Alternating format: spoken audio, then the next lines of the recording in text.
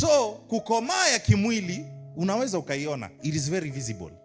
But how do you see spiritual growth? Unaonaje kukomaa kwa kiroho? Bwana Yesu asifiwe. So kabla nikwambie kukomaa kwa kiroho ni aje, acha nikwambie nini sio kukomaa kiroho. Bwana Yesu asifiwe. Unajua kuna vitu watu wanaonaga wanasema ukiona hii manake mtu amekomaa kiroho, na ukiona hii manake mtu hajakomaa kiroho. Kwa hivyo ni nini hizi ambazo tunaweza kuwa tunaangalia tunasema ni qualification ya spiritual growth when it is not? Number one, your position in Christ. Your position in Christ is not an indication that you're spiritually grown.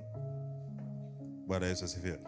Nikiongelea your position in Christ na maanisha nini? Na maanisha wokovu. Wokovu is your position. Bwana Yesu asifiwe. Ni mahali ambapo niko. Ukinitazama mahali niko, mimi nimeokoka.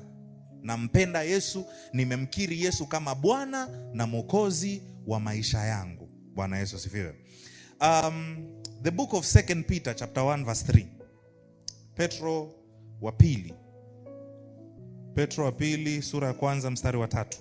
Kwa kuwa uwezo wake na uungu umekirimiwa. Kukirimiwa manake ni kwa neema. Kwa maana uwezo na neema ya Mungu tumeipata kwa neema. Neema, it means that salvation is a miracle. You did not work for salvation. Bwana Yesu asifiwe. Hakuna kenye ulifanya juu upokee wokovu, ni neema ya Mungu ndio maana umepokea wokovu. Bwana Yesu asifiwe. Ukiuliza mtu uliokoka aje, hakuna mtu alienda hapa kutafuta Mungu. Bwana Yesu asifiwe.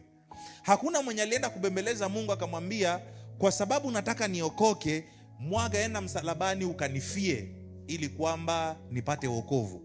Lakini kwa sababu ya upendo wa Mungu ambao alitupenda, akakubali kushuka, akakufa kwa sababu yetu, na ndiyo maana tumepokea wokovu.